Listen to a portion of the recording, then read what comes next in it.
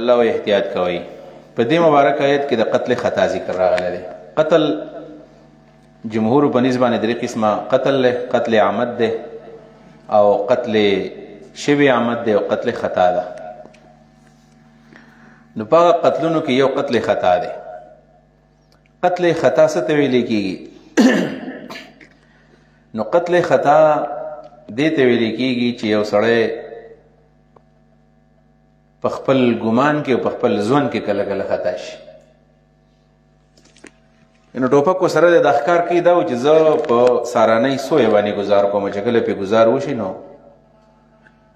هغه درز هغه چې ولګي چې خولې ورشي هغه پردۍ زنانۍ پردی سړی لګېدلی، دا خطا فی القصد ته ویل کېږي. او دوه نمبر دا خطا فی العمل چې سړی نه په دې عمل کې په دې کار کې خطا وشي. لکه سړی ګاډی چلوي او دا نه غواړي په دې کې څوک ولګي، سړی ګزار په یو څه باندې کوي او ټوپک ته وران چې بل باندې ګزار ولګي، دې ته قتل خطا وایي. نو قتل خطا په باره کې الله رب العالمین فرمایي چې اول په احتیاط پکار دی چې دې نوعیت دې ته راونه رسېږي چې ستا د لاسه یو څوک وفات شي، مړ شي. بالبرس که چېرته دا غلطي وشوله، ستا د زړه اراده نه وه او ستا نه غلطي وشوله، نو شریعت د هغې په باره کې دلته کې احکام بیانوي. درې قسمه صورتونه دي د هغې دپاره، درې قسمه او هر یو به بیان کړي. په قتل خطا کې دوه څیزونه دي، یو ته وایي دیت او یو ته وایي کفاره. د دیت او دا د وارثانو حق دی د مقتول، او کفاره چې ده نو دا د الله حق دی. ولې؟ ځکه چې یو خو د وارثانو سړی وجلی دی، د هغه د رزق انتظام به ده کوو، د هغه حفاظت به ده کوو، د هغه وسیلې ختمه کړله، نو دیت به هغوی له ورکوي. کفاره پې ولې ده؟ ځکه چې د الله بندې قتل کو، مخکې به د الله عبادت کو، هغه عبادت یې ودرو، په دې وجه باندې په ده باندې کفاره ده. کفاره څومره ده؟ نو کفاره په دې کې ده چې سلو خان به ورکوي، خان یې نو سلو خان او که غواګانې نو 200 غواګانې، او که ګډې بیزې وي نو 2000. او پیسو کې که ورکوي نو پیسو کې 800 دینار دي، دینار 800 دي، او که درهم ورکوي نو 8000 درهم. دا د قتل خطا هغه تفصیلات دي، 800 درهم 8000 دینار. حضرت عمر په زمانه کې بیا هغه ویل چې د اوښان چونکې ګران شوي دي نو هغه د 800 1000 ته ورسو، 1000 دینار ته، او د 8000 درهم 12000 درهم ته ورسول. قتل خطا هغه دا دیت بیا کې خو دا پیسې به بیا سړی دا درهم او دینار سړی پیسو ته واړی نو چې څومره وي نو هغه سړی ورکوي. کله چې اوس دا بجټ مقرر نو بجټ کې باقاعده هغوی د دیت تعین کوي چې دیت به څومره وي. تېر ځل باندې غالبا 56 لاک که څه جوړېدو، د دې نه جوړېږي دومره پیسې 56 یا 46 لاک روپۍ ما په خیال باندې دا د قتل خطا دیت هغوی مقرر کړی و. خو دا دیت به ورکوي څوک؟ ای د قاتل به ورکوي؟ نه، د قاتل عاقله به ورکوي. که قاتل یوازې ورکولی شو، یوازې نه، د هغه خاندان به ورکوي، رشتهدار به ورکوي. بالفرض که هغوی هم نه شو ورکولی، هسې ورو ورو به ځي، د هغه د پیشې خلک پکې ملګري وي، په شریکه به دا ورکوي. ځکه دا خو د قضا مدن نه دی کړی چې دا پې سړی پنسي کړي. وما کان لمؤمن، او نه دی مناسب د مؤمن سره یقتل چې مړ کړي مؤمنا بل مؤمن الا قتلا خطا، مگر که خطا سره مړ کو نو بیا الله نه رانیسي. الا خطا، مگر په قتل خطا سره. قتل خطا اوسه مناسب ده ځکه چې هغه د وس نه دی. نو ومن قتل مؤمنا، وزر احکام، ومن قتل مؤمنا، چا چې مړ کو یو مؤمن خطا په خطا سره، په خطا باندې مؤمن مړ کو، په تحریر رقبه. اوس دا خو د دیت خبره شوه. کفاره څومره ده؟ نو یو مسلمان غلام به ازادوي. غلامان نشته دی، چې نشته دی نو بیا د هغې په باره کې الله رب العالمین فرمایي چې فمن لم یجدو، اخبار روان دي، فصیام شهرین متتابعین، بیا به 2 میاشتې پر لبسې به روژې نیسي، تتابع پکې شرط دی. ومن قتل مؤمنا خطا، چا چې مړ مؤمن په خطا سره، په تحریرو. اوس ګوره دا ړومبی حکم دی چې یو سړی دی او د هغه نه مسلمان مړ شو او دا مسلمان په دارالاسلام کې دی، لکه پاکستان کې دننه سړی مړ، دیت هم پکې دی او کفاره هم پکې ده. فتحریر رقبة مؤمنة، په ده باندې ازادول دي د غلام مسلمان، ودیت په ده باندې دیت هم دی، مسلمة چې سپارلی کېږي الی اهله، وارث د مقتول دا اهل مراد وارث د مقتول، الا یصدق، مگر که وارثان یې معاف کړي نو معاف کولی شي. دا هغه مقتول چې دا مقتول مؤمن دی او په دارالاسلام کې دی. دویم فإن كان من قوم عدو لكم، اوس دا چې د څوک مړ کو نو هغه سړی مسلمان دی او دارالحرب کې دی، هندستان کې مړ کو، امریکا کې مړ کو، په ځای کې مړ کو، کوم ځای کې ردی جنگ دی. فإن كان من قوم، کچرته دا مقتول دا قوم نه عدو لكم چې تاسو دشمنان دي، وهو مؤمن، په دې سیال کې چې دا مقتول ګوره مؤمن دی، دا مؤمن چې دی دا په حربیونو کې اوسېږي، یعنی دا سړی په خپل مؤمن دی خو د چې کوم وارثان دي نه مؤمنان نه دي، کافران دي. نو دلته صرف او صرف کفاره او دیت نشته. ولې دیت نشته؟ ځکه چې لا رسول کافر المسلمه، کافر د مسلمان میراث نشي وړي. نو فتحریر رقبه مؤمنه جن په د باندې آزادول دي مسلمان مری، مسلمان غلام. دریم وان کان من قوم بینکم وبینهم میثاق، کچرته دا مقتول د قوم نه چې تاسو دغه مینس کې واده وا پدې، نو پدې کې سړي اوس پدې کې دیت هم دی او پدې کې آزادول د غلام کفارم ده. دینه څوک مراد دی؟ حسن بصری رحمه الله فرمایي د دینه مراد مؤمن دی چې دا کوم ثوړی تامل خدا مسلمان دی، خدا قوم سره اوسېږي چې دا غي سره ستا معاهده ده. لکه په چین کې دا مسلمان مړ کو، د چین والا سره د پاکستان دوستانه ده. عبد الله ابن عباس فرمایي د دینه مراد معاهد دی. معاهد څه مطلب؟ معاهد یعنی په خپل وطن کې عیسائی مړ کو، د سره ستاسو معاهده ده ستا دغه میاس کې، نو بیا په دې کې دیت هم یو، په دې کې به کفاره هم وي. خو جمهور علما وایي چې نه، دینه مراد مؤمن دی او چې دا اوسېږي په ځای کې چې د هغې سره ستاسو معاهده وإن كان من قوم،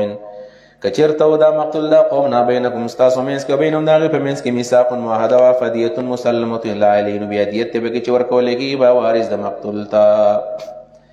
ځکه مسلمان نه مسلمان وارث کېدی شي. وتحریر رقبه مؤمنه، او په آزادول دي د غلام مسلمان. فمن لم یجد، هغه چا چې ونه موند غلام، په صیام شهرین متتابعین، په د باندې بیا روژې دي پرلپسې، په صیام بیا په د روژې دي شهرین 2 میاشتې متتابعین پرلپسې. پرلپسې څه معنا ده؟ چې دې کې به قضایي نه کوي. نو که دا زنانه وه چېرته، نو زنانه خو تتابع نشي کولی، زنانه باندې خو بیا بیماري راځي میاشت کې، د حیض بیماری پې راځي، دا به څه کوي؟ نو حیض چې دی دا تتابع نه منع کوي، بس ورځې به منها کوي او بیا به وروسته اوسه جمع کوي. توبه من الله، دا د الله توبه ده، د الله جانب راغله. توبه من الله، توبه من الله، الله رجوع کړه، دا رجوع الله کړه، رحم الله کړه دی، د قتل نه پرې شي باندې خلاص. توبه من الله، دا توبه د الله د جانب ده. وکان الله د الله تعالی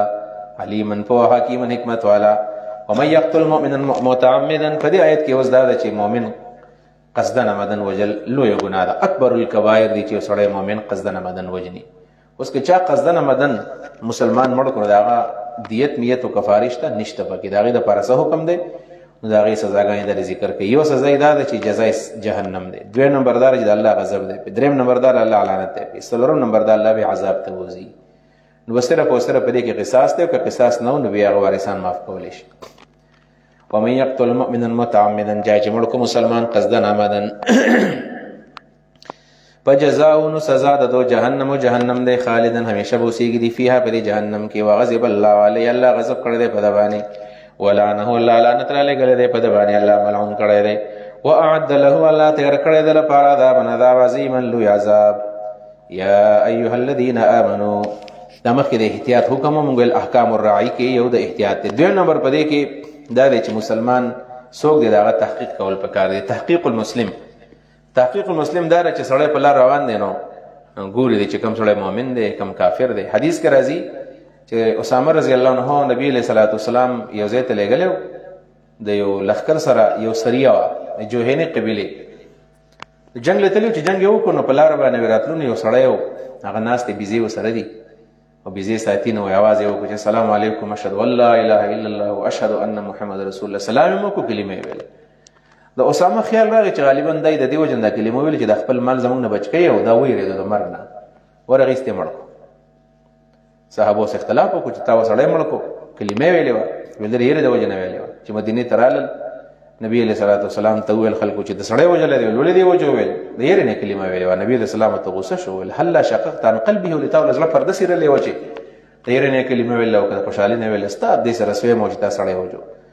او بیا ورته ویل چې کیف تفعلوا بلا اله الا الله یا اسامه اذا جاء یوم القیامه، ته ور دې کلمې څه کوې د قیامت پر ورځ چې راشي؟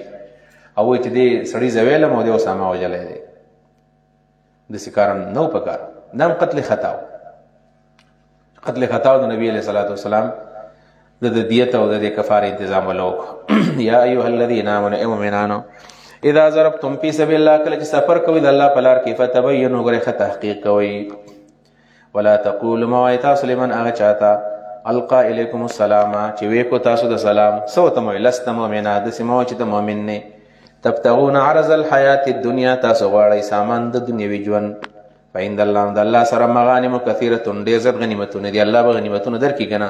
کذلک دغه شان کنتم تاسو موئ داسې تاسو هم کافران وئ من قبل وړاندې، مخکې تاسو نه وئ څه. فمن الله علیکم، الله احسان وکړو په تاسو باندې، فتبینوا ښه تحقیق کوئ. ان الله بشک الله تعالی کان دی بما تعملون، ستاسو په عمل باندې خبیرا خبر.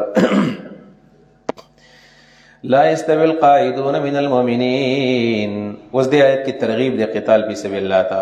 څوک د الله په لار کې جهاد کوي نو د عام سړي د مرتبه اوچته ده، بل طرف ته سړی ډېر لوی نیک اعمال کوي، مجاهد مرتبه ته څوک نه رسیږي. لا يستوي القاعدون، نه دي برابر ناس خلق من المؤمنین چې مؤمنان دي، غیر اولی ضرر چې هیڅ ضرر یې نشته دی، ضرر والا نه دي، هم غیر اولی ضرر نه دي برابر دا مؤمنان چې معذور نه دي. والمجاهدون، مجاهدین برابر نه دي فی سبیل الله، د الله په لار کې جهاد کوي، اموال په خپلو مالونو باندې، وانفسهم په خپلو ځانونو باندې. چې څوک جهاد کوي څوک کور کې ناست نه دي برابر. فضل الله المجاهدین، الله ورواله ورکړه د مجاهدینو ته باموالهم چې جهاد په مال باندې کوي، وانفسهم په خپل ځان باندې کوي، علی القاعدین په ناستو خلکو باندې درجه لوی درجه د جهاد درجه غټه درجه ده. وکلا وعد الله الحسنى، او د هر یو سره الله د جنت وعده کړل چې مؤمن دی نو جنت ته بځي، خو مرتبه د مجاهد غوره ده.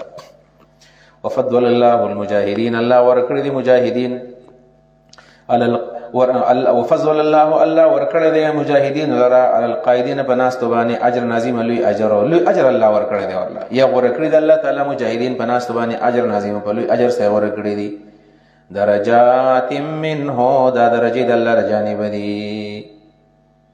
دا درجات بدل د اجر نه دی. درجات په داسې اجر سره چې اجر درجې دي، منه د الله له جانب، او مغفرتا بخښنه ده، او رحمتا رحمت دی. وکان الله د الله تعالی غفورا بخښونکی، رحیما همیشه مهربان.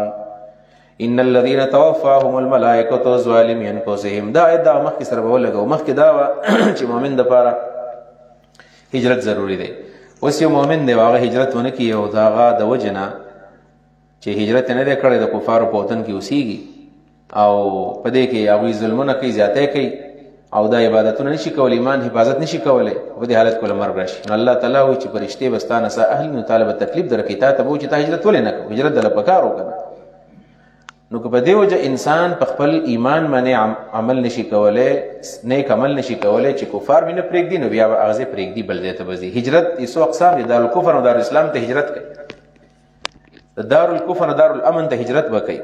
د دارالبدعت نه به دارالسنت ته هجرت کوي، د دارالمعصیت نه به دارالطاعت ته هجرت کوي.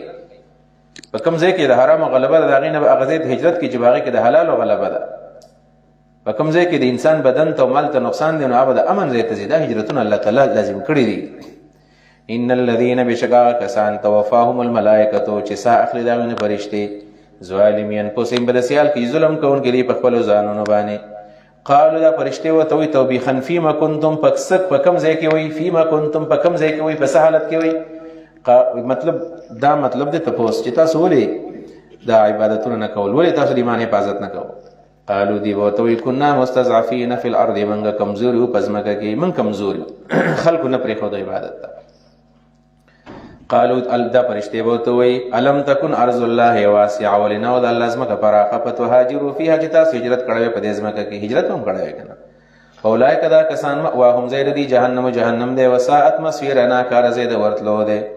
الا المستضعفین، ها که حقیقت کې مستضعفین دي نو هغوی بیا معاف دي. الا المستضعفین، سوا دغې کمزورونه، من الرجال چې سړي دي، والنساء ښځې دي، والولدان او ماشومان دي، لا یستطیعون طاقت نه لري، حیلة د تدبیر، حیله تدبیر ته وایي د خلاصۍ، داسې وایي حیلة د اسباب د خلاصۍ اسباب نه مني، نشته ورسره. ولا یهتدون، او ته معلومه ده سبیل الله، نه ورته لار د هجرت معلومه ده، او نه ورسره د خلاصۍ اسباب شته، نو دا کمزوري دي. فاولئک دا کسان عسى الله، قریب دی چې الله تعالی ان یعفو عنهم، معافي ورته وکړي. وکان الله، د الله تعالی عفوا معافي کوونکی، غفور بخښونکی. ومن یهاجر فی سبیل الله، څوک چې هجرت وکړي د الله په لار کې، ترغیب د هجرت ته. یجد دا به اوموي فی الارض پزمکه کې مراغما زید آبادی، مراغم زید آبادی دو سے دو زید رهایش دی. ویجد اوموي فی الارض پزمکه کې مراغما زید پراخی، کثیرا ډیر، وسعتا نور پراخی د مالو د رزق پراخی به ملور کی، کور الله ولور کی، غلبه به الله ولور کی. خو چې هجرت وکي او پیدا دا ده چې نبی علیہ السلام فرمایي چې څوک د کور نه هجرت کوي او قدم د کور نه اوچت کی په دې ځمکه کې بار نه ښودل، الله ته ټول ګناهونه معاف کړي. الهجرت تهدم ما کان قبلها، د هجرت دومره فائدې دي. ومن یخرج څوک چې وځي من بیته د خپل کور نه مهاجرن په داسې حال کې دا هجرت کوي الله ته هجرت کوي، ورسول الله رسول ته هجرت کوي، ثم يدرك الموت به مر راګیر کی، فقد وقع اجره على الله، یقینا واقع شو اجر د په الله باندې چې دا سړی به الله تعالی جنت ته وځي، ګناهونه ته معاف کوي. وكان الله دې الله تعالی غفورا بخون کې رحیما همیشه مهربان. وإذا ضربتم في الأرض فليس عليكم جناح أن تقصروا من الصلاة إن خفتم أن يفتنكم الذين كفروا إن الكافرين كانوا لكم عدوا مبينا. وإذا كنت فيهم فأقمت لهم الصلاة فلتقم طائفة منهم معك وليأخذوا أسلحتهم فإذا سجدوا فليكونوا من ورائكم ولتأت طائفة أخرى لم يصلوا فليصلوا معك وليأخذوا حذرهم وأسلحتهم ود الذين كفروا لو تغفلون عن وأمتعتكم فيميلون عليكم ميلة واحدة ولا جناح عليكم إن كان بكم أذى من مطر أو كنتم مرضى أن تضعوا أسلحتكم وإذا ضربتم في الأرض فليس عليكم جناح أن تقصروا من الصلاة. په دې مبارک آیتونو کې حکم دی د صلات قصر او د صلات خوف. صلات قصر څه ته وایي؟ صلات قصر نیم منځ ته ویلی کېږي، قصر کمی ته وایي. څلور رکعاتیز منځ پکې دوه شي، مازدیګر، ماسپښین، ماسخوتن. الله فرمایي چې کله تاسو په سفر باندې ځئ، په سفر باندې نو په سفر باندې تاسو تکلیف کې وغورځېږئ او دا سفر دا یو قسم عذاب دی، نو الله د سره آیت وکړو، څلور رکعات یې دله دوه رکعاته کړل، دې ته صلات قصر وایي. او حدیث کې راځي چې هذه صدقة الله فاقبلوا صدقته، دا د الله خیرات دی، دا خیرات قبول کړئ. صلات قصر د حنابو په نسبت باندې واجب دی چې سړی کله سفر کوي نو دا قصر په د باندې فرض دی، 4 رکعاته به نه کوي، که ویې کړل نه کېږي، دا حنابو رایه ده. شوافی وایي چې اختیار دی ورله که دا سفر کوي او که دا پوره مونځ کوي. خو د هذه صدقة الله نه معلومیږي دا چې دا واجب دی، ځکه د الله صدقه ده. نبي علیه السلام اقبلو لفظ ویلی دی، نو قبلول پکار دی. په صلات قصر کې به سفر کې به سړی قصر کوي، 2 رکعاته به کوي، سړی به نه کوي. البته د ساري مونځ نه کمیږي او د ماښام مونځ نه کمیږي. د دې لپاره څه حد شته که نشته؟ نو اهل ظواهر خو وایي حد نشته وله، خو چې سړی کله ځان ته مسافر وایي نو بس دا به قصر کوي. البته جمهور علما وایي چې 48 میل د دې لپاره قصر دی. 48 میل د بخاري حدیث دی د عبدالله ابن عباس رضی الله عنهما، چې ابن عباس فرمایي چې موږ د نبی علیه السلام سره په 4 بریدو کې سفر کوو. موږ به 4 بریده کې سفر کوو، موږ به په 4 بریده کې سفر کوو. 4 برید، یو برید 12 میله دی، نو 12 4 48. جمهور دقه وایي. حضرت انس رضی الله عنه 15 میله مزرم نقل دی، 15 میل. او مسلم د حدیث نه د 36 میلم په هم راځي چې هغه وایي چې په 3 بریده کې کړی دی. بهر تقدیر د اهل ظواهر رایه داره چې دې لپاره څه حد نشته دی، حد زمانی او نه حد مکانی. او جمهور علما یې حد زمانی ولا هم شته، حد مکانی هم شته. 48 میل چې سړی سفر باندې ځي نو بس بیا دې د 4 په ځای باندې 2 رکعاته مونځ وکړي. سنت پکې معاف دي، سنت دې نه کوي، البته وتر دې کوي. او د ساري سنت مبارک راځي چې اکد د سنن دي، نو د ساري سنت به کوي وسره. نبی علیہ السلام فرمایي دا مه پرېږدئ، ولو ترددکم الخیل، اگر که اسونه د باندې خپې درخیږي هم تاسو مه پرېږدئ، جهاد کې مه پرېږدئ. د ساري سنت ډېر ضروري دي، وتر ضروري دي، نور سنت دې نه کوي. دا د حنابلو رایه ده. امام مالک رحمه الله فرمایي چې نه، که سړی په سفر باندې روان دی نو بیا دې سنت نه کوي، او بې فرض که یو ځای کې بیا ایثار شو نو بیا دې سنت کوي. اذا جد به السیر، دا رایه ده. او د امام شافعي رحمه الله چې سنت به هم کوي او فرض به هم کوي. عبدالله بن عمر ته چا وایي چې سفر کې سنت پکار دي که نه؟ وایي چې سنت کوم نو بیا پوره مونځ ول نه کوم، لو سننت لربعتو کما سنت کول بیا پوره مسکړه وی 4 رکعات نه 4 رکعات چې معاف شونه سنت پکې معاف دي لہذا په سفر کې سنت معاف دي 4 رکعات پکې 2 رکعات کېږي بعد ساری مز ما خامز پوره کو او وتر به هم کو دا مسله شو البته په دې مبارک ایتونه کې مسله دا ده چې الله فرمایي قصر وکوي خو به شرط باندې ان خفتم ايفتنكم الذين كفروا کتا سو یریدای چې دشمن به تاسو له تکلیف درکړي دې ته صلات خوف وي صلات قصر وته نه وي جوابدار په خوف کې منز بیانیم کیږي کنه صلات قصر په خوف کې ده د دې زینا چې ان خفتم ايفتنكم الذين كفروا بعضي خلق تدا غلط فهمي لاحق شوی دا چې صلات قصر په شریعت کې نشته ده البته صلات خوف په شریعت کې ده یعنی قصر بسړی الکه چې کله په لار کې یې روي چې کله په لار کې یې رنوي بیا به قصر نه کوي دې ځنه معلومیږي ان خفتم ايفتنكم الذين كفروا دې جواب درې چې نه دا کوم قید چې دا غیر اتفاقی دی احترازی نه دی ځکه چې عبد الله ابن عمر فرمایي چې زمونږ عام سفرونه داسې و چې هغه د خطرې نه خالی نه و سفرونه عام د خطرې نه خالی نه وسم سفر د خطرې نه خالی نه په ګاډي کې ځای ګاډي سرون کولی شي جاز کې ځای جاز کې به مشکلات لې شي په لار باندې ځای لار مشکلات راتلی شي یعنی سفرونه ټول د خطرې دي سفر یو محفوظ نه دی چې سفر دی نو دا ګران دی په دې وجه باندې الله تعالی د سفر د صعوبات او وکتل او مسلمانانو باندې ناموس کم کو او د نبی علیہ الصلوۃ والسلام سیرت ته چې ګورو منګه د صحابه سیرت سنت ته چې ګورو منګه نو که حالت د خوف دی او که حالت د غیر خوف دی د امن دی بده کې او صلات قصر کړي د نو قصر مز پکې راغی پاتې شو په دې ځکه د صلات خوف طریقه دا نو که دشمنو نبی به د خوف په طریقه باندې کیږي او که دشمنو د امن په طریقه باندې بکیږي صلات خوف څنګه بکیږي دا غلان دی اول د ایتونو یم نبی دې لرازمه و اذا ضربتم کله چې سفر کوي تاسو بل ارض پزماکه کې فلیس علیکم جناح نشته پتاس باندې ګنا ان تقصروا چې تاسو کمه و کې من صلات د مانځنه کمه څنګه کې سلو رکعات 2 رکعات کې 2 رکعات دي کم کوي ان خفتم کتا سریدلې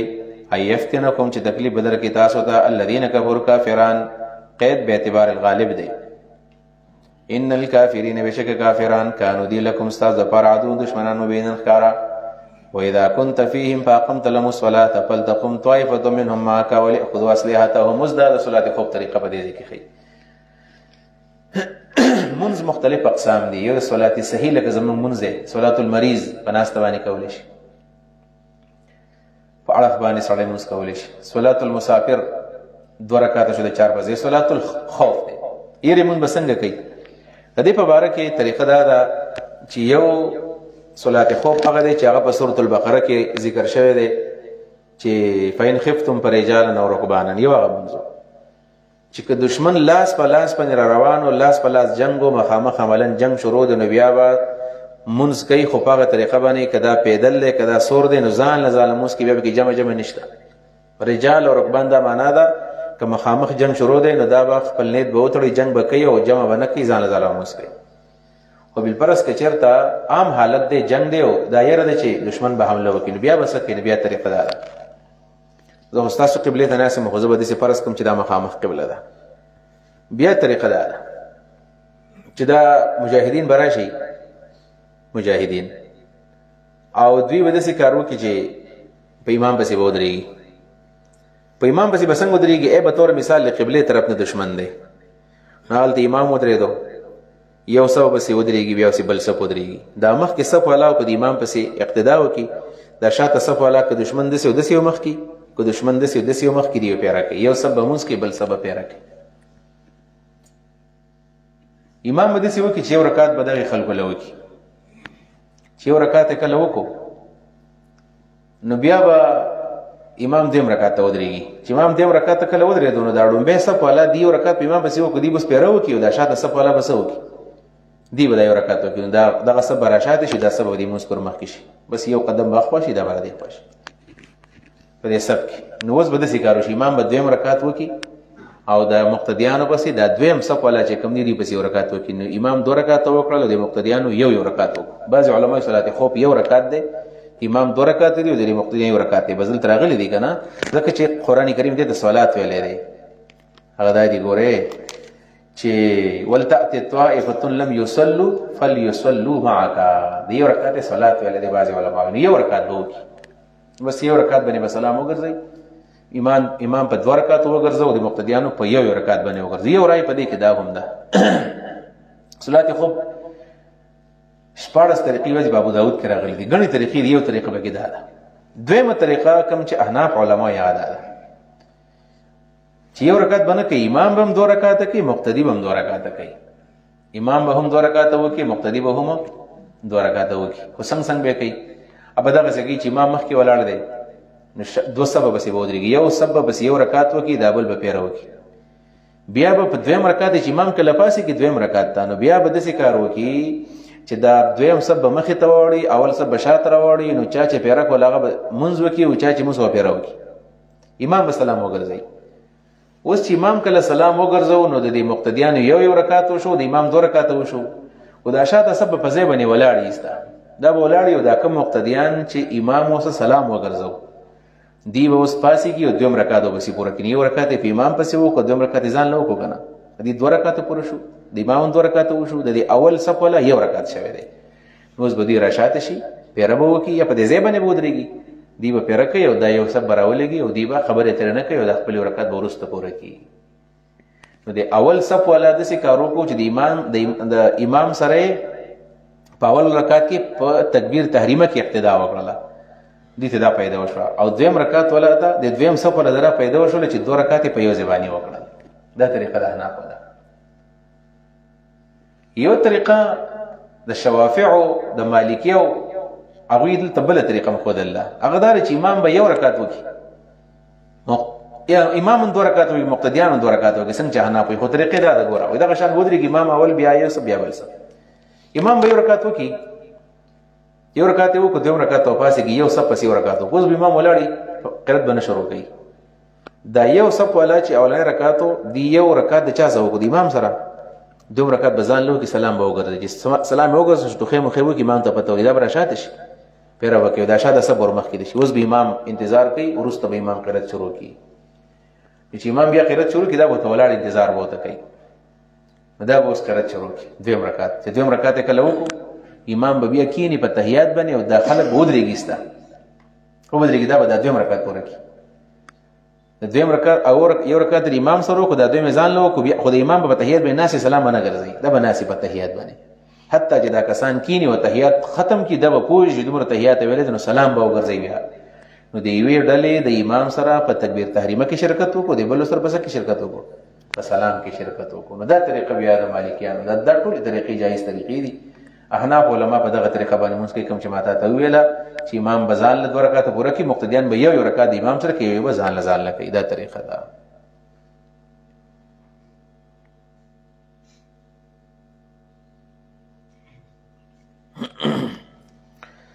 دا چې ملګری ته پوس وکړو چې زه ډرایور یم او په کلونو باندې کالو سر زه ډرایوري کوم سفر باندې یم، زه پوره مسکوم که زه سفر مسکوم. دې باره کې مسله دا ده یو داسې ډرایوري ده چې لکه سړی لوکل ګرځي نو هغې ته بیا سفر نه وایي، هغې ته آمد و رفت وایي. لکه دا چکدره ده او بټخیله ده او دا نیزي زګونه دي، سړی ځي راځي نو دا خو سفر اړو دی، نو دا پوره مس کوي. دې ته آمد و رفت وایي. دویم نمبر ډرایور دی او روزانه پېښور ته ځي، لکه د زموږ د پلینکوټ ډرایوران د ټوډیانو ډرایوران روزانه پېښور ته ځي، دا به روزانه سفر مس کوي. ځکه دا دته خو ډېر لوی رعایت پکار دی، ځکه دا لوی په تکلیف کې دی. موږ خو چېرته په کال کې بیا پېښور ته ولاړ شو، لاهور ته ولاړ شو، دا خو روزانه ځي، دا خو ډېر زیات د رعایت مستحق دی. لہذا دا خبره چې یاره کوم سړی مستقل دائما ډرایوري دا پوره مونځ کوي نو دا دلیل کمزوری دی. که دا دائما ډرایوري کوي او که لږ ډرایوري کوي نو دا به د خپل مونځو په دغه طریقه باندې کوي کوم چې الله تعالی ښودلی دی. او دا د سفر د قصد دغه مونځ خوف. البته په دې کې یو خبره یاد ساتئ، ګورئ دې مسله باندې تاسو پوه شئ څومره ګران مونځ دی سفر د خوف ده، یعنې سړی یادولی نه شي. دا ولې دومره تکلیف کوي چې امام ولاړ دی او 1 رکعت پس یو وکړو بل وکړو، یا د احنافو په طریقه یا د شوافعو په طریقه باندې. خو زمونږ په شان چل به کوي که نه، بس ډېرې جمع به کوي ایسته که نه. موږ دا کم خلک چې ډېرو جمع عادت یې که نه، او یاره دا امام وي دا په 2مه جمع باندې خفه کېږي، او 2مه جمع که داسې جایز وي بیخي که نه، نو بیا به بس ویلی که نه چې بس دا هغه ځای کې مجاهدین ځان لمونځ وکړي، دلته دې ځان له وکړي، به ځان دې مونځ نه کوي که نه، هلته یو دې پیره وکړي بل دې ځان لمونځ وکړي. نه نه نه نه، فهمې جمع نشته د شریعت کې. که دویمې جمع جایز وي نو بیا به کم از کم په دې خوف کې خو به دي کولی ډېرې جمع که نه دویمې جمع نشته دویمه جمع ضرورت په بنیاد باندې سره ده د ضرورت بنیاد څه دی یا د لارې جومات د لارې نو د لارې په جومات کې بس پخوا به چې موږ کله تلو نو د پېښور د عرفات هوټل او دا هوټل به خلیل هوټل په دې درګۍ کې دلته به ګاډي ودرېدل چې څوک ورتلو نو هر بلنکو جله به ځان له جمع کړو دا ټیک ده بس دا ګناه نه ده حدیث د بخاري نه راغلی دی چې کم لار په ممر الطریق باندې وي جومات نو په هغې کې به ګڼ منځونه سړی کوي او چې کوم د محلي جومات دی او د هغې د جمع ټیم مقرر دی او د جمع ټیم چې مقرر دی نو صاحبه په دې کې بیا دویمې جمع نه کېږي یو خبره بیا شته چې حدیث د ترمذي کې خو راغلی دی چې نبي علیه السلام جمع وکړله په خپل جومات کې د مدینې په جومات کې او چې دویمه جمع وکړله نو سلام یې وګرځو په دې کې یو کس راغی او جمع ته شوی وه د ده باره کې دا نه ده معلوم چې دا د کلي دی او که دا مسافر ده پته نه ده معلوم خو راغی مدینه کې ودرېدو نبي علیه السلام ویل ولې ویل لمونځ نه شوی دی ولاو نبي علیه السلام پرې خفه شو چې دا ډېر په تیزۍ راغی ګوره 27 درجې ثواب کې پوت شو نو دې ملګرو ته په تاسو کې څوک به خیرات ونه کړي په دې سړي باندې خیرات مطلب دا چې دا ورسره ودرېږي په جمع باندې نو هغه به فرض مونځ په جمع کې دا ورسره نفل وکړي نو فقام رجل نو سړی پاڅېدو روایتو کې راځي چې دا ابوبکر صدیق پاڅېدو او دا ورسره خیر طرف ته ودرېدو په هغه په جمع باندې منځ وکړو د دې ځای نه ثابتېږي چې دویمه جمع خو شوې ده زر ته هم د دې نه ثابتېږي خو ډېر ورکوټې دلیل دې ثابتېږي یو کس پسې پاڅېدو هغه ورسره منځ وکړو په ټول سیرت د نبی علیه السلام کې دغه یو جمع ثابت ده ځکه چې نبی علیه السلام جومات ته یې پیر راغی که نه ویې ویل که نه چې زما جومات کې خلک کم ویل شوق مې دا دی چې لرګي راغونډ کړمه او څوک منظره نه دي راغلي چې هغوی دا کورونه وسېځمه او ځان به بل څوک مخې ته کړمه داسې به ویلي وی که نه چې هلکه را ناوخته را ځان له جمع بېله کوئ خو ګورې پټ راځئ خیر دی که راونه رسېد نو کور ولې سېځي مطلب دا چې دا جمع هم ده نو داسې دې باره کې خبره زه لږ د احتیاط خبره کوم خو دواړه طرف ته خبرې وکړلې خو مزاجونه د عامو خلکو ډېر سخت دي بعضې خلک هغه بیخي طالبان دې شي پروا نه کوي لس جمع هم کوي ستا کمره کې به ناسي دلته به جمع ولاړئ کمره کې به خبرې اترې کوي ډوډۍ ته به ناسي وربند کې لکه څوک منې نه وي چې کله کلیوالو ځي بیا به یې کس مخکې کړي او جمع به وکړي د طالبانو دا عمل هم غلط دی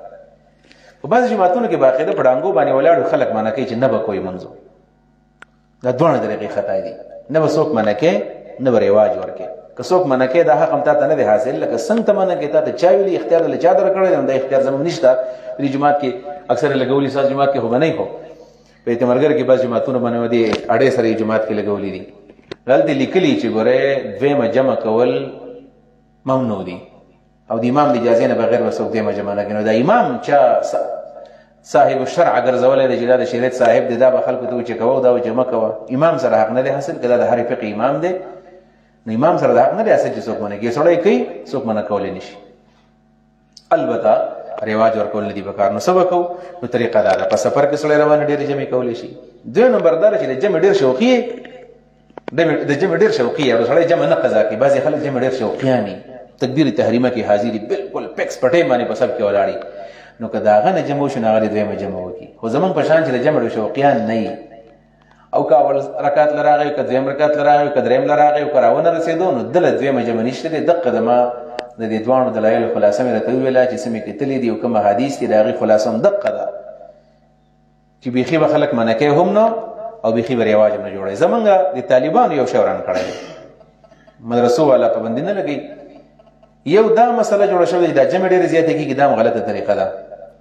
او دویم نمبر د ساري د سنتو یو مسله ورانه یاده کړې ده چې کله امام ولاړې نو سنت نه کېږي نو ټیک د ضم هم نه کېږي چې کله امام ولاړې نو ته به ساري اکثر امام ولاړې خلک راشي هغه ځای کې سنتونه کېږي دا نه کېږي دا مسله ګور یاد ساتئ اذا اقیمت الصلاة فلا صلاة الا المکتوبه چې جمع ولاړې بل منځ نه کېږي فرض ولاړې بل منځ نه کېږي نه قضا کېږي نه ادا کېږي نه سنت کېږي نه نفل کېږي نه واجب کېږي یو منځ هم نه کېږي یو صحابي تپوس وکړو رکعت الفجر ویا دام نه کېږي نه کېږي دا پاتې امام محمد ویلي دي که نه دا اوس خبره د امام محمد ویلي دي چې امام محمد ویلي دي نو چې ویلي دي نو خو د پیغمبر تابعدار امام محمد تابعدار خو نه یو ډېر لوی سړی دی امام محمد رحمه الله زما ډېر خوښ دی یو ډېر لوی انسان دی کمزوري خبره ده مرفوع حدیث مقابله کې لکه موقوف حدیث نه چلیږي نو بیا د امام محمد رحمه الله رای پکې څه ده البته دا خبره په کور کې امام مالک صاحب رای بداره چې راکو په کور کې سړی کې نو ټیک ده یعنی په کور کې سنت کې جماعت کې جمع ولاړ د आवाज نه اوري نو بیا ټیک د جماعت نه بهر دی په جماعت کې دنه د نبی خو نبی علیه السلام فرمایي چې جماعت له راځي خو بیا دا خبره طالبان وران دي سیاده کړی چې چونکې د منځنه پسم کیږي د سنتو نبی علیہ الصلوۃ والسلام چې جمع وشول نو کس پاسېدو ویل ته ویل په دویم ځل باندې مونځ کې الصلاتان معا دوه مونځونه کې ویل نه دونه کوم هغه سنت رانه پاتې شوي دي. نبی علیہ السلام اذن پلا څه معنا ده؟ د اذن پلا معنا شوافی کې اذن پلا باسه بیا به ګناه نشته بس ټیک ده. احناف اذن پلا تصلی اذن پلا معنا به مکوا به هر تقدیر دغه یو روایت دا دی چې نبی علیہ الصلوۃ والسلام کله ویل چې ته ولې دا سنت کې ولې دا دوه رکعاته کې سنت به نه دی کړی. نبی علیہ السلام من نه کونو تقریر دا شو چې د ساري د مانځه نه پس سنت کیږي. دا مسله مونږ منو چې د سار مانځه نه پس سنت کیږي. که سړی د امام نشاته په جماعت کې بغټ کې ولاړ دوه رکعاته کې داغه نغوره دار چې امام سلام وکړي پاسې کې دوه رکعاته منځو کې. خو مسله دا چې زنت کې علمي حلقو کې بس دسي مشوره شوې ده چې بس څوک نه کوي چې څنګه سلام وګرځي بس ټول ستنه ته ودرېږي جماعتونه کې دوه رکعاته سنت شروع کی. دا رقم ټیک نه ده. بس جماعتونه کې دی چې څنګه سلام وګرځي بس خلک ودرېږي او هغه ځکه مولانا دی ولته مولانا دی مستقل بس بعض خلک وایي سنت نه پس ودرېږي منځو کوي یو کوم ځا دوه رکعاته وکوي لکه خدای د چا ویل زبده باندې ورکاته مونږ کوا چاته حکم کوي چې ودرې کتانه پاتې شي وي دي. طریقې څه ده؟ طریقه نبی علیہ السلام ترمذی کې هدا چې نور راوخی جوي کبیا د ساري د منځنه پسم کیږي او د نور خاتون پسم کیږي خو دا به رواج نه جوړي. یو پیر د نه پاتې شنو ورسته وکړه ته هر ورځ نه وخت راځي او ته منځنه پس کې د طریقه د پیغمبر نه لګي. خبرې دې شولې خدا لک ضروري ما وضاحت کوو. وای دا ضربتم په لارو دې کله چې تا سفر کوي په لارو دې پزماکه کې اذان وایي زبیا پورا اذان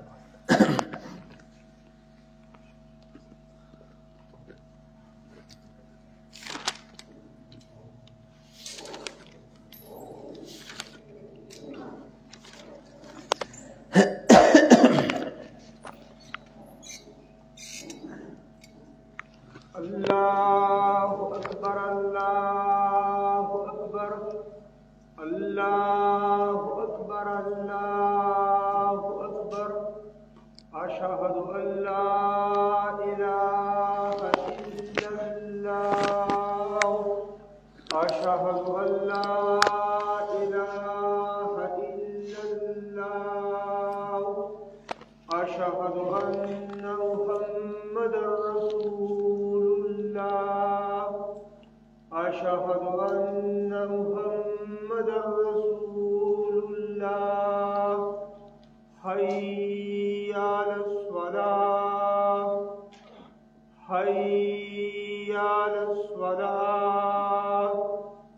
حي على الفلاح حي على الفلاح الله أكبر الله أكبر لا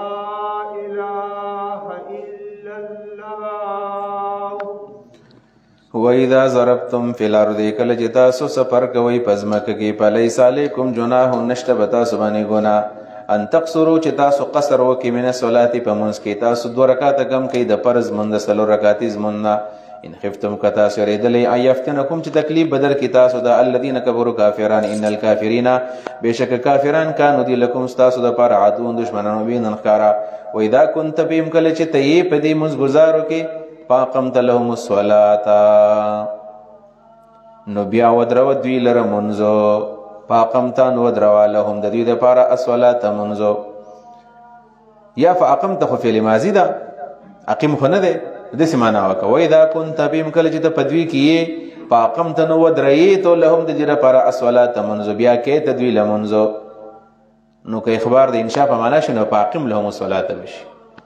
بل تقوم نو د دریږي طائفتن وډلا منهم د دوی نه یو سب د دوی نه ما که پتا بسي ما که معنا خلفک پتا بسي وليأخذوا اسلحتهم وليأخذوا او وادخلی دا مجاهدین د ځان سره اسلحتهم په ټوپک د ځان سره ونیسي په دې باندې مونږ ماتي پیدا سجدو کله چې یو رکعت وکي سجده باندې رکعت مکمل کیږي دلیل دی پیدا سجدو پیدا رکعو رکعت الاولى کله چې دی وړاندې رکعت وکي فليكونوا دي ودرېږي مورایکم ستانه شاساس نشاتا بیا دې سب نشاتش ولتأترامخ کې دي شي طائفتون اخرى بل صف بلډلا لم يصلوا چاغړو مون نه کړه فل يصلوا ما قادر استا سره منځو کینو فل يصلوا ما قد معنا صلات خو دوه رکعات دوه رکعات به دی په یو پیر باندې وګیو د امام سره یو ځل وليأخذوا حذرهم او دي واخلي د ځان سره د یری سامانو یا وليأخذوا د دې ونیسي حذرا خپل یاره په زړه کې په زړه کې دې رساتي چې سنو څوک باندې حمله وکړي واسلحه خپل اسلحې دې ونیسي ود الذين كفروا کافران غواړي لو تغفلون ارمان چې تاسو غافل شئ عن اسلحتكم د خپل اسلحونه او امتعتكم د خپل سامانونه فيميلون عليكم ميله واحده ودي به حمله وکي پتا اسماني و حمله ولا جناح عليكم اشتغنا پتا اسماني ان كان بكم اذن ک پتا اسماني تکلیفي مما ترند باران او اسلحه زنکیږي او کنتم مرضى یا بیمارانه ټوپک نیوي نشي ان تزعوا چې کې تاسو ګنا نشته اسلحه خپل اسلحه بیا اسلحه تاسو بزمکه خودای شي وخذوا حذركم ونسي تاسو خپل یره پزړه کې ان الله بشکل الله تعالی اعد للكافرين تیار کړی د کافرانو د پاره عذاب عذاب مهینا سپکون کې فاذا قضيتم الصلاه کله چې موږ پوره کوي فذكروا الله بیا د الله لرا قیاما فولړ باندې مقعودا فناستو على جنوبكم بقول اړخونه باندې هر وخت بیا موږ سره کول شي چې روغ دی نو په ولاړه چې بیمار دی پناسته او چې ډېر بیمار دی نو په اړخ باندې فإذا اطمأننتم چې کله په اطمینان باندې شئ فاقیموا الصلاة بیا مونځ قایمه وئ ان الصلاة بشک مونځ كانت دی علی المؤمنین په مؤمنانو باندې کتابا فرض موقوتا په وخت باندې مونږ په وخت باندې بیا فرض دی چې په وخت باندې فرض دی نو د جمع بین الصلاتین نو سره غیر ضروری ځان ساتي مونږ په وخت باندې فرض دی جمع بین الصلاتین دوه مونږونه یو ځای کول دا ضرورت احناف علما خود حقیقی جمع نه دي قائل بس ماسپخین مون ورسته کې مازیګر ورا مخ کې الله او جمهور قائل دي چې جمهور قائل لہذا جائز دي منګم مون جدا جائز دي او بعض خلک په دې باران کې چې کله باران شي نو باران کې دو جمع یو ځای کې چې باران شي نو باران کې بس دو جمع یو ځای کې و اسما خام واستن به وکړي یو ځای نو کېږي د سلام چې نه بکیږي ځکه مطر دی او یا دشمن دی یا خوف دی او مرض دی ټول دا اسباب دي کولای شي خو د باران په ورځ باندې خو بیا سنت د نبی علیہ السلام دی چې کله باران په کور کې مون سنت دی الله صلی فی رحالکم دا ځان نفس به واقعا اعلان کېدو چې په کور کې منځو کوي د نبی علیہ السلام نه په خپل مرفوع حدیث کې دانی ثابت چې نبی علیہ السلام باران کې دو جمع یو ځای کړل البته حضرت عمر نه ثابت دي حضرت عمر رضی الله تعالی عنہ هغه بیا کړی دی په باران کې دو جمع یعنی ما دو منځونه یو ځای کړی دي خو نبی علیہ الصلوۃ والسلام ویل چې کله اذان باران دی نو کور کې منځ کوي ولا تهنوا في ابتغاء القوم سستی مکوئ د کافر قوم په لټولو کې چې کله جنگ لاړ شي به پرېږدي ان تکونوا تعلمون که تاسو خوږیږئ فإنهم یعلمون دیم خوږیږي کما تعلمون څنګه چې تاسو خوږیږئ وترجون تاسو امید ساتي من الله د الله نه ما د هغې څه لرجون چې دی امید نه ساتي ته شهادت غواړئ دی شهادت نه غواړئ وکان الله د الله تعالی علیما پوه حکیم حکمت والا ان انزلنا الیک الکتاب بالحق په دې مبارک آیتونو کې دا مضمون دی چې پغه ونه الله خبر دی پغه وسوګ نه خبر دی در دی هغه مقصد دی حاصل له واقعا په دې کې بیان شوی دا چې یو کس دی د انصارو دا غنوم دی طعمه بن ابریق د په باره کې نومونه دوی یو مخکې موږ د بشر منافق خبره کړې وه بشر نو په روایتو کې راغلي دی دقه بشر منافق دی هغه چې کوم ورانه یې کړی و عمر چې بیا وجلی و بشر او څوک نه دا طعمه دی دا دوه نومونه راغلي طعمه بن ابریق دی یا بشر منافق دی دوی داسې کار کړی و چې یو زغره پټه کړې وه د چا نه زغره او دا زغره چې وه نو دا د وړو په یو بوجۍ کې پرته وه زغره خو پېژنئ که نه صحیح د جنګ دپاره اچي نو دا طعمه راولګېدو او د بنو ابریق قبیلې دی او د بنو ظفر قبیلې د یو کس نه زغره پټه کړله د هغه نوم دی رفاعه ابن زید رفاعه ابن زید د رفاعه ابن زید نه زغره پټه کړله او دا ما درته ویل چې د وړو په بوجۍ کې پرته وه نو چور کې داړې مې ټینګ کوله خبره د غل په ګیره کې وای خس کوي ده چې دا زغره کله وړله نو ځای په ځای د دې نه داسې د وړو دغه کېدل دارې مارې کېدلې او د وړو غورځېدل د لاره سیده تلې وه سپینه چې دې باندې چا وړه وړې دي دی خپل کور ته نه شو وړلی د یېرې د وجې نه نو راولګېدو او په یهودیانو کې یو کس دی لبید بن سهل نومی دی لبید بن سهل یهودي دی هغه ته ویل چې یار دا زما څه بوجۍ دی په دې کې څه سامان پروت دی استاد سره پراته یې مانه تو بیا چې زره لم بیا به راله راکړي هغه ټیک ده صحیح ده کلیوال مې څه کېده راسره هغه چې کله کېښودله نو سار چې کله رفاعه بن زید راپاڅېد ویې کتل زما نه خو بېګا زما نه غلا شوې ده بېګا رانه غلا شوې ده د شپې غلاګانې خلک کوي که نه بېګا خبر شوي دي جوماتونو ټوټۍ ویل چا وړي دي چېرته جماعتون نه ټوټي د روژې په مبارکه شپه باندې 3 جماعتون بیګا ابل بیګا 3 جماعتون نه وای چا ټوټي وړي دي استلې دي پټي کړي دي داسې غلا شوی ده نو چې کله د غلا خبر مشهور شو په کلي کې خبر مشهور شو خلکو ویل ګوره چې غلا چا کړی ده نو چې کله هغوی تحقیق شروع کړو چې کتل نو د کور نه چې دا اصغر راوتی ده نو دا سیده دغه تلې رفعه د کور نه سیده دغه روان دي درز د لبید بن سهل په کور ننوتی دغه دا خو یهودي پټه کړې ده نو بس رفعه بن زید راولګو د نبي علیه السلام ته ویل لبید او د یهودي زمانه د اصغر او د اوړه د پټ کړی دي یهودي ورته ویل ما غلا نه ده کړې مال خدا تعما دا زمون که خو دی او چې تاسو کرے کېده وي دا خو آسان خبر ده چې غراغه ویل دا تور کړ ویل ما د لکل درکړل انکار یې وکړو منافق وکړ انکار یې وکړو يهودي ورته ویل تا بیګار اورلا او تا وی چې زمون کرے ځان کرے کېده او انکار کې نو د لبید بن سهل په باره کې او دا منافق کلک قسمونه کول چې نه دروغ وي داسې مسلمانان تاسو بده شي په زور په موږ باندې تاسو غلا راړوي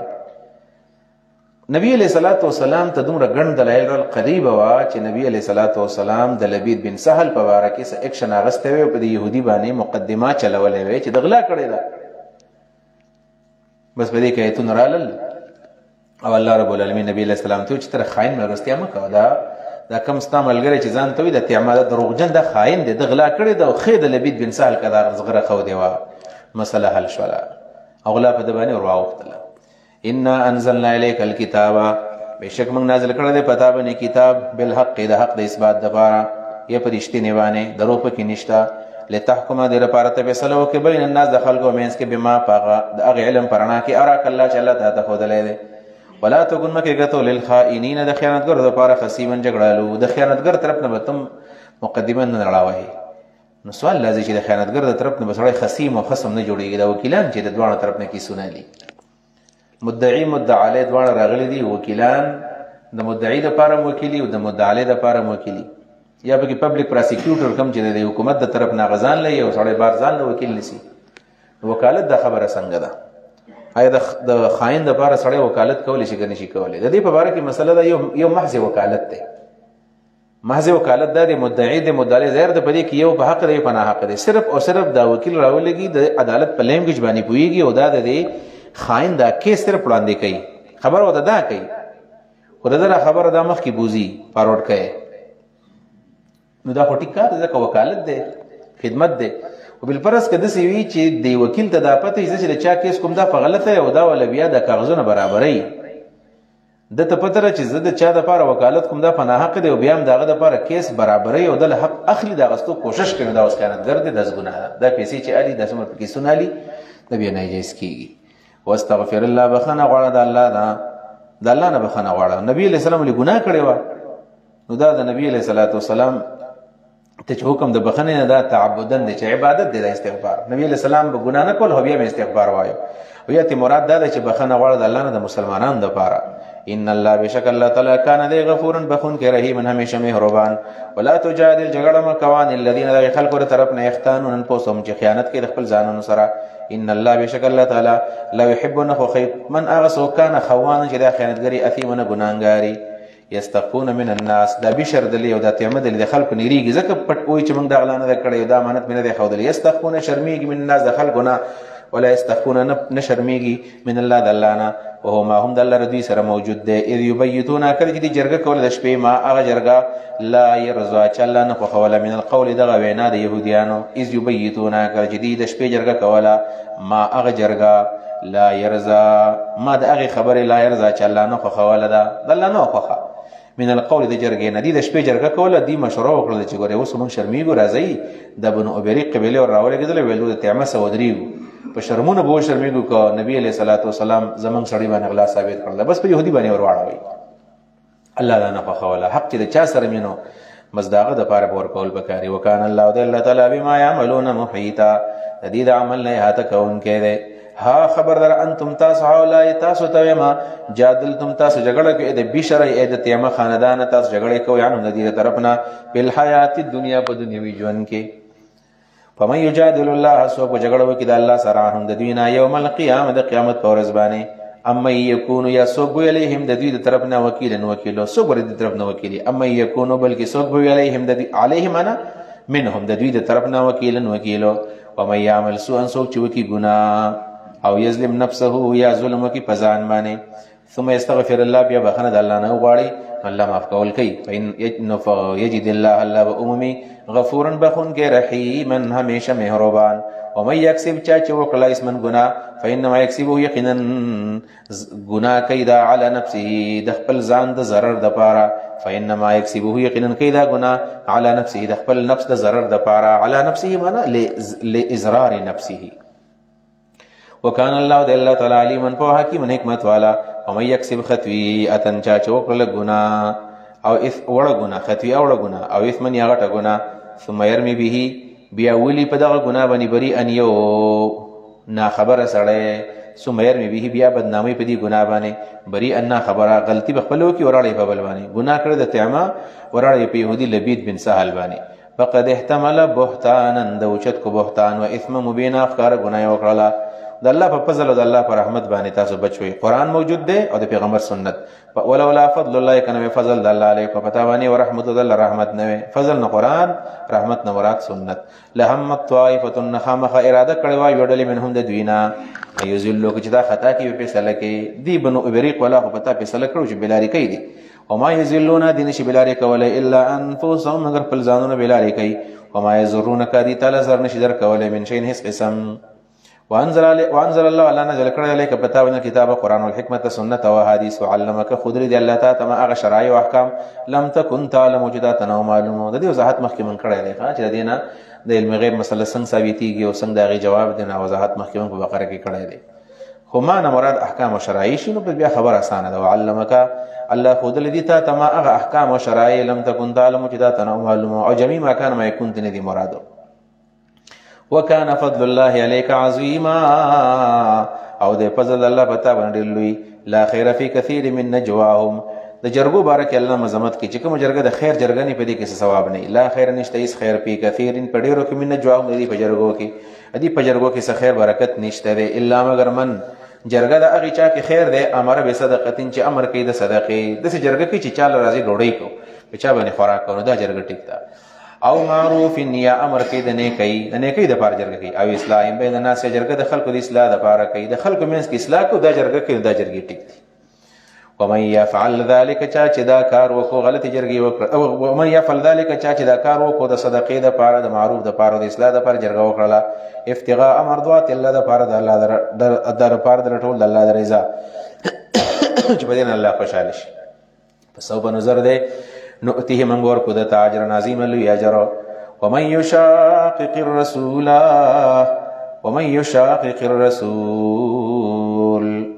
چا چې مخالفت کو د رسول شاقق يشاقق مشاققه باب مفعل ده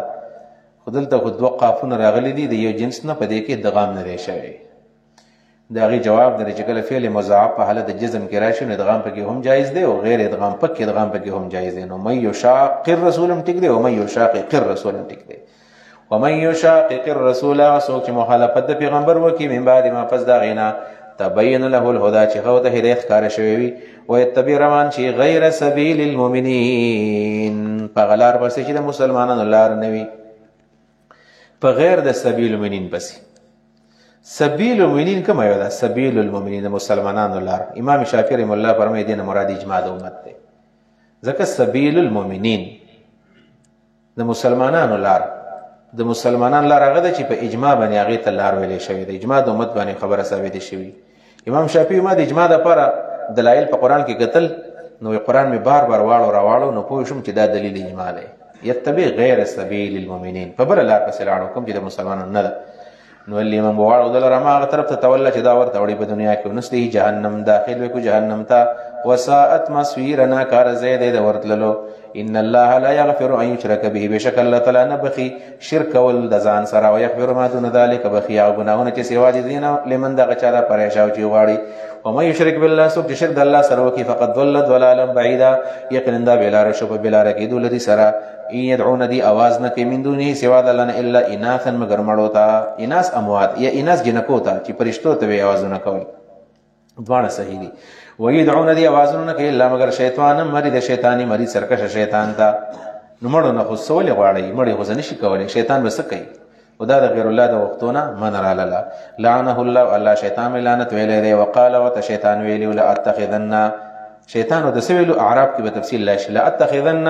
زما خامخنی سما من عبادک استا په بندگانو کې نصیبا حساب مفروضا مقرر استا په ملګرو کې به زما ملګری زستا په بندگانو کې زما ملګری وي. چیلنج الله ور کړو. ولو ذلنهم خامخ گمراهی تبرا بلما ولو منینهم ارزوغان ورتا چوم پزړونو کې ولا امرنهم زبوت امر کوما فلیبتکن دی بخامخ کټکی اذان الانام د ساروغ غنیا او غنا د ساروغ غنا د ساروغ غنا بکټکی د ساروغ کټکول ګنا ده. سو دینه مراد اصل کې د ساروغ کو کټکول نه دی کړي چې سړی ساروغ اعلان کې وخت دی کټ کې څه ګنا به کې نشته. مراد تدادی چې غیر شرعي رسمونه کول، لکه دا به ان شاء الله په سورۃ مائده کې براشي چې ما جعل الله من بهيرة ولا وسيلة ولا هام، وسيله او بهيره چې هغه به سار او خو به خاص حد پر لنګونو کو نو بیا به لغونه کټ کړل بل دا وس برکتی شولا او دی باندې وسو سورل نه کله وي شیطان وي دا په ځکوما ولا امرنهم ذب خامه خديت امر کوما فلا يغيرون دي بخامه خبدلي خلق الله د الله تخليق د الله تخليق وبدلي د الله تخلیق نه سم مراد دی. یو مراد خدای ری فل غیرون خلق الله من دین الله د الله دین بدلای نه بدعت په دین کې کوي، دین بدل کی. بعض علماء د دې دوه معنی نوري کړلی. وې د دې تغییر په خلق الله نه مراد دی چې دا کوم زنانه چې دا خالونه لګي، خالونه یعنی دا مخ د تخیستنه ښکارا کوي نو خالونه په ولګي. باغی باندې نبی علیہ السلام باقی لعنت ولري لعن الله الواسله والموصوله والواشمه والموشومه مستوشمه دا راغلي دي. الواشمه مستوشمه چې څوک خال لګي څوک ور لګي په دې باندې پیغمبر اسلام لعنت ویلې دې مراد خالونه لګول دي. او دریم نمبر دا چې علما ویلي دي چې په لغیرون خلق الله په خپل بدن کې چینجز تبدیلیانه کول. لکه دا چې خذل الله ګری نه دی ور پر سړول ور کړی دي نو خزي په زور باندې ګری راوخیږي او سړی وخرای نو دا دوانه وای دا الله تعالی په تخلیق کې دا تغییر د نظام دي ساتل غواړي. او مې تغییر شیطان ولیا څوک چونه سي شیطان دوست من دون الله سوا د الله نه فقد خسره یقینا دا توان شو خسران مبینه پخکار تاوان سره. یعدهم دا شیطان سره وعده کوي و یمنه مرزوغان او تورا چې یوم یعدهم شیطان وعده نشي کوله الا غرورا مگر د دوکي وعده وسره کوي. اولئک دا کسان مأواهم جهنم زي جهنم ده ولا یجدون دی بون میان هر دی جهنم هي سن زیاده تختی. والذین آمنوا کم کسان چې ایمان راوړل دي او عمل صالحات نه کمال کړی دي سندخلهم زرد من داخل کو جنات باغون ته تجری چې چلیږي با من تحتها الانهار لاندې داغین نهرونه خالدین فیها همیشه به کې اوسېږي په دې کې ابدا همیشه د پاره تل تر تلا. وعد الله حق د الله وعد حق ده ومن اصدق الصوت رښتینی دی ډیر من الله د الله نه قیلا په خبره کې څوک نشته. لیس بامانیکم دا دین نه دی راټینګ تاسو پر زوګان باندې اهل کتاب ولا اے مشرکان ولا امانی اهل کتاب نه د اهل کتاب پر زوګان باندې راټینګ دی. دین حقیقت دی ارزو نه ده. مې عمل سو ان څوک چې وکي ګناه یجز به د تب سزا ملاویږي د عمل ولا یجد بنم من دون الله سوا د الله نه ولي څوک دوست ولا نسویر نه څوک مددگار. او مې عمل څوک چې وکي من صالحات نیک عمل من ذکر کدا مذکر دی انسا کمن نسدا او هم من دا مؤمن وی پولای کدا کسان يدخلون الجنه جنت ته داخليږي ولا یظلمون پدی بظلمون شي نقیرا پاندازه د نقیر او دا ټونګي د کجوري ډوکی په دې سروانه. ومن احسن سوک خیسته ډیر دین د دین په لحاظ باندې من د غچانه اسلم چې تابع کی وجهه خپل ځان لله الله تعالی وهو محسن دا نیک عمل له یدا موحد می یا متبع د سنت فی وتبع ځانته او دا تابع شی ملت ابراهیم د ابراهیم علیه السلام د دین حنیفن په د سیال کې دا موحد واتخذ الله ابراهیم خلیلا الله ولد ابراهیم علیه السلام لردوس ولله ما فی السماوات وما فی الارض. الله دا پاره دی هغه څه چې په اسمانونو کې دی هغه څه چې بزمکه کې دی. وکان الله دل تعالی بكل شیء پرسبن محیطا احاطه کونکه. واخر دعوانا الحمد لله رب العالمین. ربنا فاغفر لنا ذنوبنا وكفر عنا سيئاتنا وتوفنا مع الابرار. ربنا وآتنا ما وعدتنا على رسولك ولا تخزنا يوم القيامه انك لا تخلف الميعاد.